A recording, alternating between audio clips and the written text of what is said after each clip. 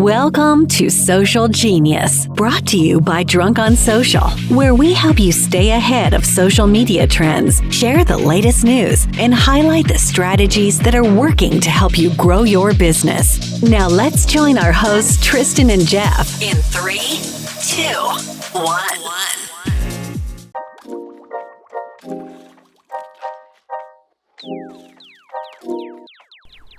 Are you struggling to set yourself apart in the real estate sea of sameness? Do you struggle to decide where to market, how to market, or what to put into your marketing to help you stand out? It's probably because your brand isn't dialed in. A great brand involves a lot more than a photo, a logo, and a tagline, friends. That's because people don't do business with a logo. They do business with a person. Our friends at BrandFace can help you define, develop, and display your personal brand so you can stand out, outmarket, and outsell your competition. It is time to unveil your inner star. Head to powerbrandtraining.com and check out their free training video. Again, powerbrandtraining.com. That's all one word.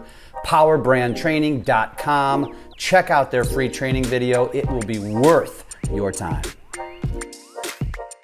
Social Genius listeners, we have started a new series that we hope you love called Daily Shots. These are bite-sized nuggets of things like social media news or strategies or just things that really excite Tristan and I. And we're now taking those daily shots and combining them to create podcast episodes.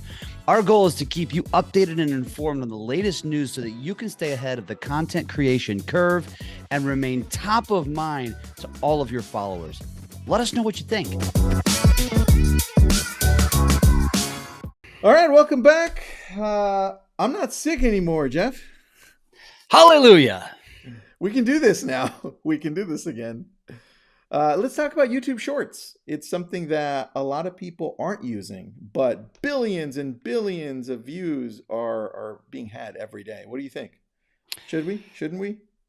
Oh, 1,000,000%, especially for novices like me. And I think that would probably be the message is, if you're already creating and you're already making money, you're just going to be, you're just going to be compounding what you're doing. But for those of you that struggle with YouTube, but you've got your short game down like me, all I'm doing now is just saying, now I'm going to repurpose a lot of these shorts over to playlists on YouTube, and bam, it's working. I'm getting more views than I've ever gotten on YouTube. So I like that, man. Well, let's get right into this. It's only a 10-minute excerpt. Here's what I've got. I'm sharing something that YouTube just released. It's 31 pages of how to use YouTube Shorts. Right now, I think I'm on page 7. It's called Pulling from the Past. And this is something that Jeff does really well, which we want you to do. Jeff, can you explain how you typically shoot and then upload to YouTube Shorts? yeah, well, and we're going to get into why this is even more validating for YouTube, but I prefer to shoot content on my camera, edit in Viva Video, and then upload to the respective platforms. I do this for 2 primary reasons. One, I've always had that fear that I'm going to get hacked on a platform, TikTok or Instagram, and if I shoot all my stuff native in the platforms and I get hacked and I lose my account, I've lost everything. Yeah. And so that's reason number 1. Number 2, I believe that if I'm shooting it natively on my phone, uploading it organically into each platform, and then using music, audio, and maybe some features within the platforms on each video, it's going to perform better than if I'm just trying to copy paste, like create a TikTok and then put the TikTok into Instagram. Now I think I'm feeding the platform what it wants, and I think Shorts will be no different. That's very true. And the good thing is that you're watching YouTube copy a lot of what TikTok and Instagram are doing. And you can save your drafts now. You weren't able to do that before. And I love Jeff's idea on shooting native to the phone. So everybody, please copy that. Now, here's the thing that we don't like about YouTube Shorts. So make sure you pay attention to this one. The audio that you have for music is only 15 seconds. So that means if you're shooting a video and you upload it and it's 30 seconds, a minute, whatever it is, only 15 seconds of music will show up on that video. So unless your video is 15 seconds, don't use the music part of YouTube Shorts yet until they change it, right? Until they change it. Yep. Right. Well, and the thing is, and I believe let's clarify this. A YouTube short is any video a minute or less. Yeah. So if you post a video that's a minute and 1 second, it's going to go into the YouTube, general area. But if it's 60 seconds or less, it's automatically a short. You got it. You got it. All right. Let's skip over to reimagining sounds. This part is pretty easy. If you like any sound that you hear that's funny, that's great, maybe informative, that you want to just copy, same thing as Instagram, same thing as what TikTok does. No difference on that. We'll skip over to this one because what we noticed, and this is data from 2 weeks ago, but changing the speed is really important. Jeff, I don't know if we talked about this, but did you see the thing that YouTube released, which showed that people are watching YouTube? Oh, you did. People are watching YouTube videos at faster speeds. I'm like, wait a second. If that's happening, why am I not creating some of my videos at a faster speed? That was crazy to me, right? It's interesting. And that begs the question, is it worth doing it at a faster speed, or do you just let your audience decide if they want to watch it at a faster speed? I guess, do you want to sound like a chipmunk or not? Yeah, I don't mind. I don't mind saying, wait, a kind of a chipmunk, right? Yeah, I get it. I get it. Yeah. All right, let me go to the next one. Spice up your story with a green screen. This is pretty easy. Jeff does a really good job on this one as well. Jeff, how would you use a green screen if you were going specifically on a shorter video? I mean, I think green screen for the sake of, and let's talk TikTok, this is a copycat of that. You take an article that you're talking about, you take an image that you're talking about that you want to talk about, a stat, a graph, and you use that as the image behind you. And then you sit here and point to it. Right. And that's a great way that you see people using green screen, I think. Less in the case of, hey, put me in front of the Eiffel Tower, and more of put me in front of whatever I'm talking about. So instead of holding something up, it's the same concept. So news articles that have to do with real estate or any news or a property. Let's say you snapped a property from your website, Redfin, Zillow, and you want to use it as a background to be like, check this out. Or have you heard about this? Or check out this property. Yep. Those are all good. All right. Final piece to this, which I thought was the most important piece, which you did too, Jeff. Putting on the finishing touches. Jeff, why do you think titles, hashtags, and the description here are important with YouTube Shorts? One word: Google. And I think you can add more to this because you're executing this at a higher level, but it's all about SEO. Yeah, that's what it comes down to. I mean, Google still owns the internet, so they control what they show when any video pops up. So if you're staying relevant with your YouTube Shorts, like a user said, seems like Shorts is more for educational, whereas Reels and TikTok can be for entertaining. I also don't like the 60 stop on Shorts. You're right on the 60 stop. I don't like it. But what we're seeing on Shorts is that we're also seeing now people entertain there. So whatever the topic is, I think you really think about title. How is my title in comparison to what somebody is typing up on Google? And if it's real estate related, well, how are first-time home buyers purchasing homes in 2022? Is the market going to crash in? And then you put the city, right? Be specific as to where your title is. Jeff, anything you can add, Jeff, in regards to titles and what we should be looking for? Just on like this. It's all about a hook, right? I mean, it's what's going to grab their attention, and you've got to give them something that's going to make them say, "Ooh, I want to go watch that," or something that's very tactful. That's exactly what it is. If you're teaching something, right? I can go learn about that because the title tells me what it is. Don't try to get too goofy here. Just be very either A, tease them, or B, very, very specific about what they're getting in the title. And then, of course, use the hashtags and the keywords appropriately because that's what Google is watching. Yeah. On the hashtag, and then I'll answer the question. I see a question. On the hashtag, this is from, guys, this what you're looking at is from YouTube directly, not from us, not for anybody else. These slides are from YouTube, from Google. And they say, look what they say right in the middle. It says, let me highlight this little area. It says, we recommend using the hashtag shorts, which helps our system recommend your shorts across YouTube. Huh. They're telling you what to do. So Huh. do yourself a favor and do that. Now, the question, Jeff, you can answer this one. When we're talking about titles or hashtags, do we mean title overlays or in the caption?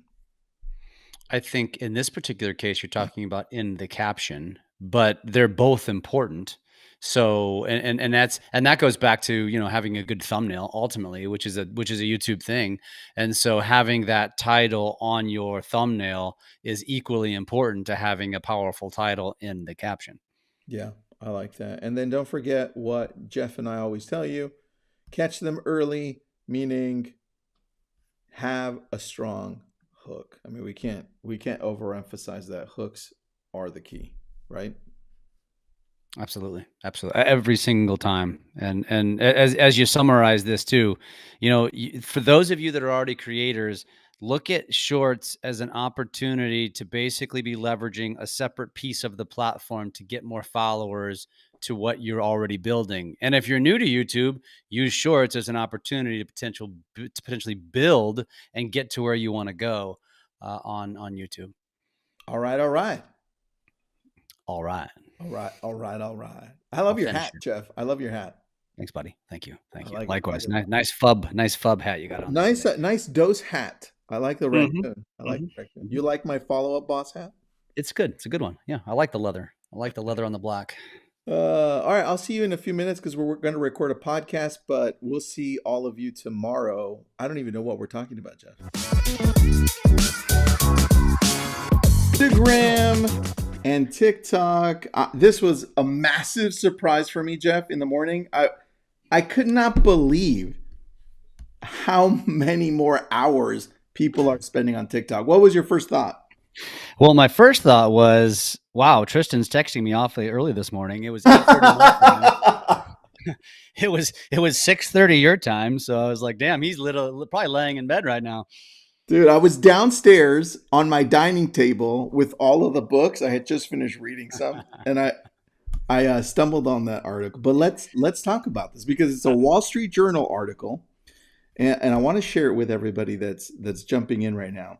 Here's what I've got here, and this is the article for those of you wondering. It's called "Instagram Stumbles in Push to Mimic TikTok."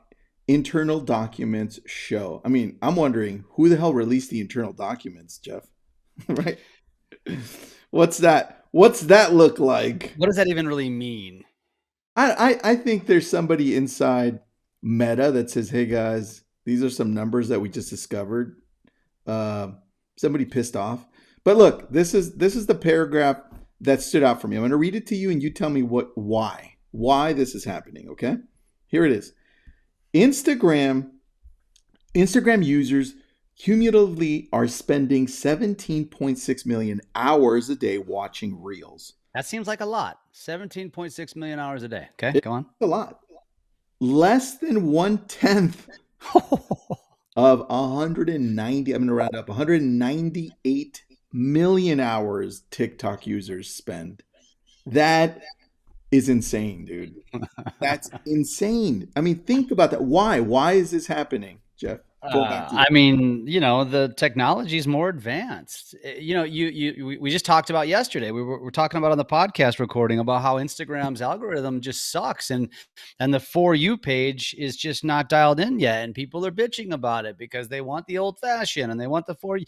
But we were talking about that. Like, I spend all of my time when scrolling TikTok, which most of it's creating.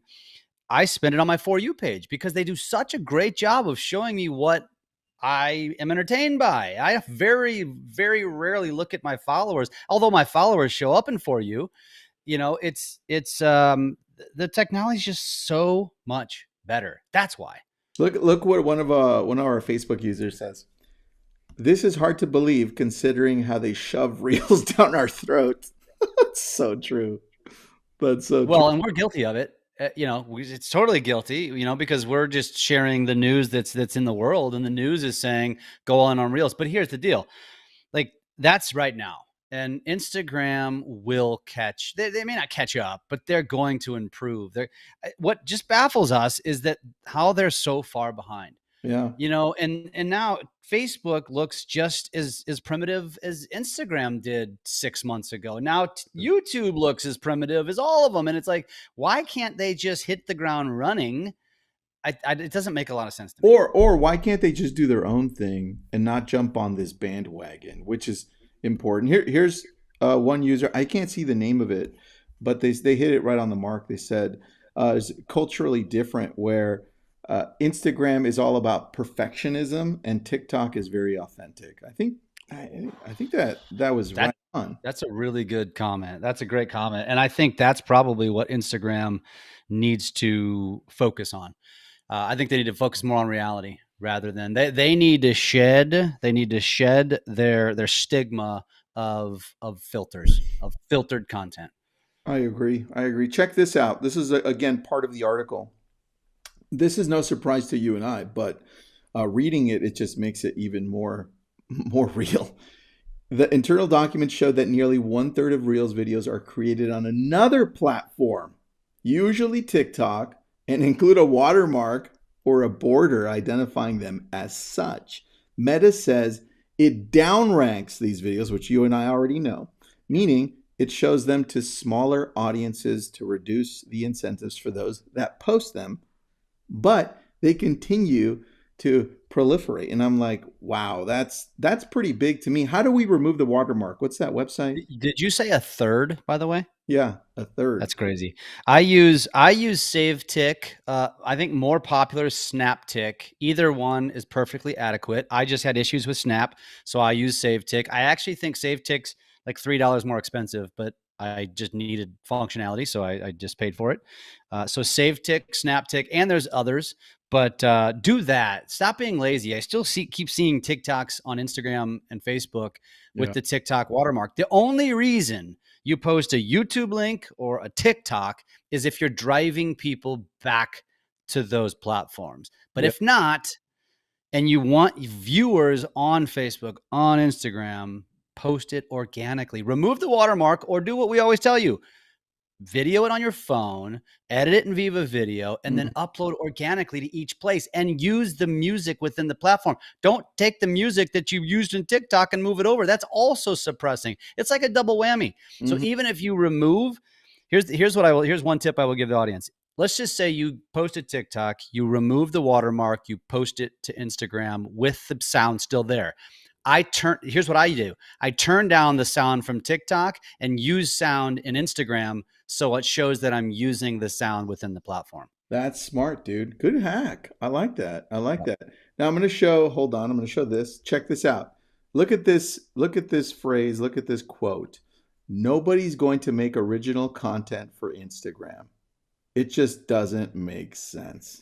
It's like, this person's right on. I mean, all of our content, I think we create for TikTok first, and then we post it on Instagram. Unless, Jeff, you do well doing stories. Do you create those specifically for Instagram?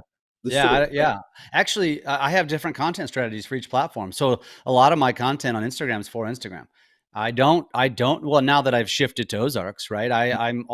That's just Ozarks over there. Yeah. And then we're creating these separate channels on TikTok because we're niching down on TikTok. But I still think Instagram is probably the platform for authentic content. That's what it was originally.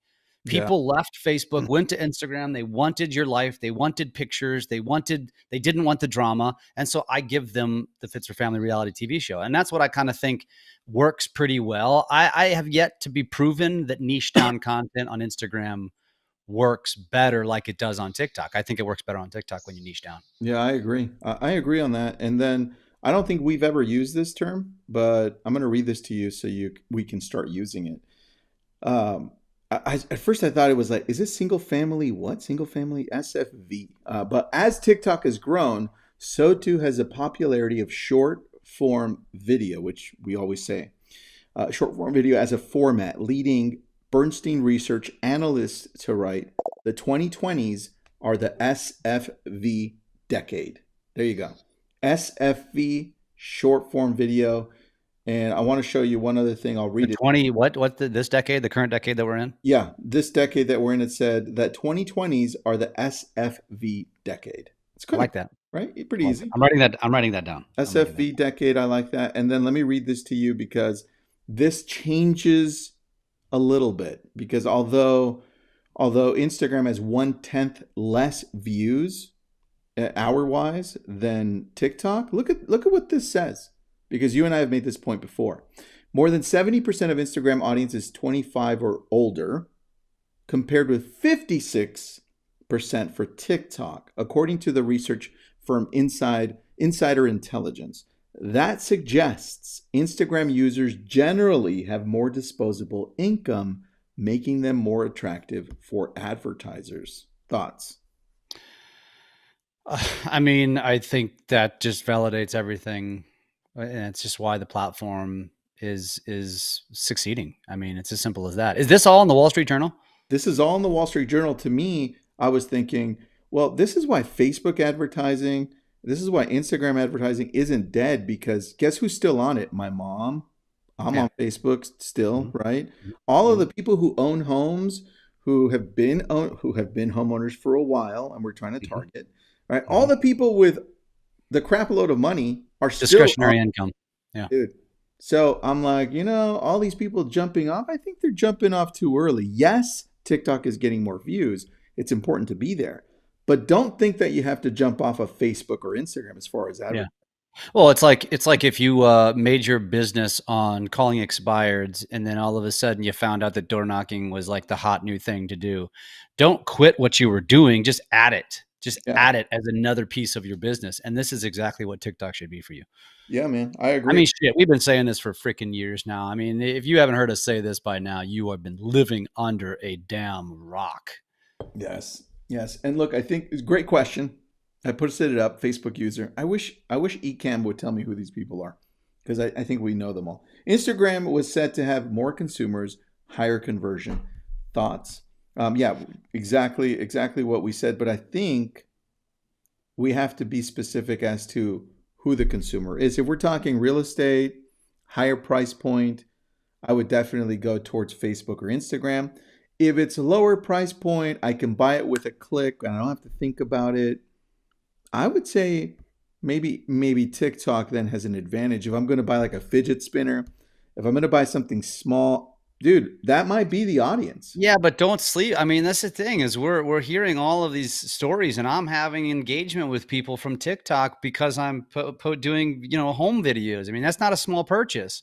So it just goes to show you. I mean, people that are thinking that, oh, well, you can only sell a high ticket item on Instagram or Facebook. That's just not true. And yeah, maybe by and large and historically it leans that way. But if it's going to continue to evolve. Remember, TikTok's essentially only about 3 years old.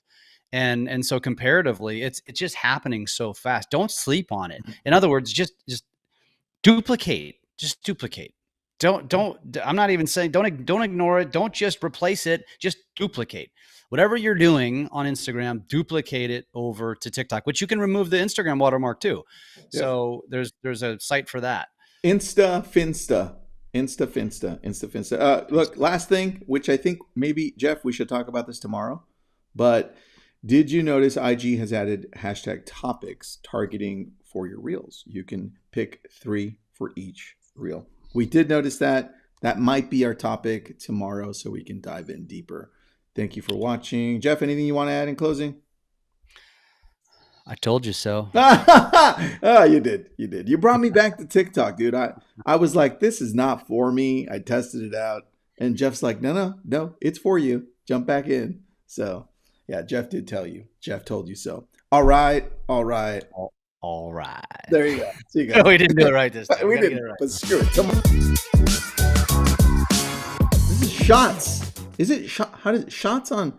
Daily shots. Daily shots. We've got Instagram, and there's a little surprise that they snuck in, and I didn't know about it. Jeff didn't know about it, and we're like, this is a pretty cool thing. I mean, look, they're still trying to catch up to TikTok, but what do you think about this little cute surprise from Instagram?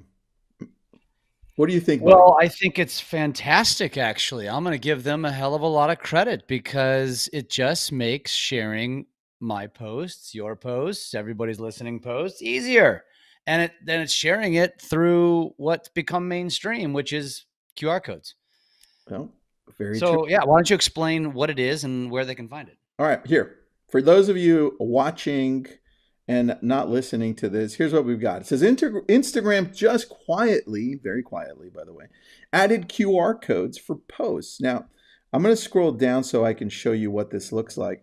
You see the top right of whatever you just shot, the video or whatever it is.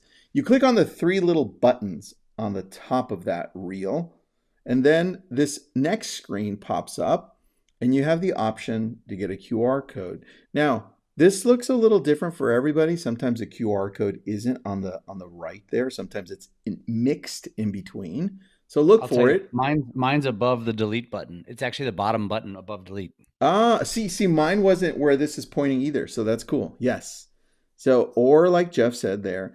And then on the far right, once you click on the QR code, that's what pops up. And that to me was impressive because I'm looking at this and look at this as I scroll over.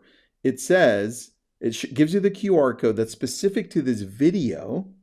And then it says post shared on June 12th by the name of the person. I thought that was impressive because now we can place that in different places. This is what I'm thinking, Jeff. I'm going to stop sharing really quick. This is what I'm thinking. If I just did a tour for this amazing home and I made it a reel, I can then place it into my pitch if I'm going on a listing presentation. I can then send that out to my past clients, my sphere, my current clients, anybody I want to by text. I can send it in a newsletter. All of a sudden, it becomes more powerful because people will have to scan it and be like, it takes you specifically to that video of that property or you doing an open house. Dude, that's pretty powerful. Indeed. Indeed. Yeah. I mean, and that's really the only way you're going to use this other than if you're live and I go to and pull it up, because if I just texted mine to you, but you can't scan a QR code when it was texted to you, you'd have to take a picture of it. So if you're at an event, I could be like, hey, scan my QR code. So anybody watching right now, go ahead, scan it. Go on, scan it. Everyone watching. Oh, the great idea. Yeah, Scan it, everybody, so you can see. Wait, move over a little bit to the right. Had a little bit of right there. All right, hold on. No, a little left. Wait, you're right. I don't even know. Now you've got glare on it, so point it downward. There you go. Oh, leave it there. All right, everybody scan it. You've got 5 more seconds. 5, 4, 3, 2, 1. All right, there you go. Good. You're going to go see my latest reel. Yeah, man, I love it. And you know what? Let me pop open Instagram so we can just showcase how it looks. And I haven't tried this on the desktop. Have you tried it on desktop? Because I've only tried it on the actual. I never go on to Instagram on my desktop. Yeah, me either. Interesting. Let me see if it allows me to put it on embed, hide. No, it doesn't give me.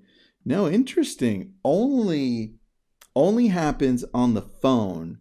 All right. So what do you think this for you and I? It's easy. We're presenting. We've got amazing reels that have blown up. We could just highlight the people, could just snap it, right, and take a look. That's cool. And like I mentioned on a pitch or specific listings that you want to text out or put in newsletters, any other ideas that you could think of on how to use this? I think we covered them all. I think that's why this was a quiet update, because I actually do believe this is probably a very, very relevant tool for real estate agents, because what a great way to pick up followers, buyers, pull them into your funnel, because and honestly, I would be creative here, folks. I would be very creative with what you're sharing. Don't make it some boring walkthrough video. If it's a sexy walkthrough video, cool. But if it's not, like if you ever created a fun reel, a branding, a culture video, something like that, use that. Suck that audience into your social web, and man, I mean, that's powerful. If I'm an agent, I'm thinking to myself right now, I'm going to go back to hosting open houses for other listings so I can just use this QR code to pull people into my web. Yeah. Open house. You're there early. Blast it out. You can blast it out to your specific clients. This is great, man. I like this. I think they should have done a bigger deal on the release, but it's Instagram. What do you expect? They like to screw things up. All right, what are we going to talk about tomorrow? Oh boy, are we ever. Latest headline that actually made me like swallow my tongue for a second. I don't know why I did that, but it made me nervous. The latest Senate hearing raises more questions about TikTok's future in the US. And I'm thinking to myself, bullshit, come on, stop it. Let's stop talking about this. But then I read it, and it sounds like Biden is putting a little bit of pressure on Chinese tech investment activity. And so here we go again. And Dude, I could totally see how TikTok could be a political pawn. Interesting. I didn't think about that until you just brought it up. It could be in the chopping blocks. yeah. Interesting. But I think at this point now, it might actually have a detrimental effect. I think there's a good portion of our country that despises it, but I actually think now over the last couple of years since Trump's been in office, it's actually picked up so much traction that like a lot of people would actually be genuinely pissed if they didn't have TikTok. And so now here's the thing that we'll talk about tomorrow, though. This is why you have to have a strong strategy. And this is why you can't rely on one platform. And I think that's exactly what we're going to talk about tomorrow. And there's several angles to this. So good point. Tune in. Oh, I just Googled something that you will want to know. You have to guess. How many US users are on TikTok as of August? So a month ago. What is the population of our country? Hold on. Jeez, now I have to look that up. How 2 many billion people? No, I've got like 350 million, I think. How many people in the US population? Oh, I'm thinking world. 330 million as of 2020 in the US. Now, how many of those are on TikTok? 125. No. Guess one more time. It's lower. It's lower. 92. Ooh, okay. No, it's 80 million. 80 million US users. If they were to ban them, it would be 80 million. I mean, India banned TikTok. So and Instagram exploded. Yeah. In India. I bet you they're the number one. Oh, dude. You know what? Let's do some research tomorrow. This is fun. Yeah. All right, everyone. We'll see you tomorrow. Oh, wait. Don't we supposed to? All right. All right, everybody. Thanks for listening to Social Genius, brought to you by Drunk on Social. We are here to help you take your business to new levels through social media. Make sure to subscribe to get updates on new episodes and come join us on our Drunk on Social Facebook page. And as always, make sure you leave us a great review on your favorite podcast app. Feedback and likes are very much appreciated.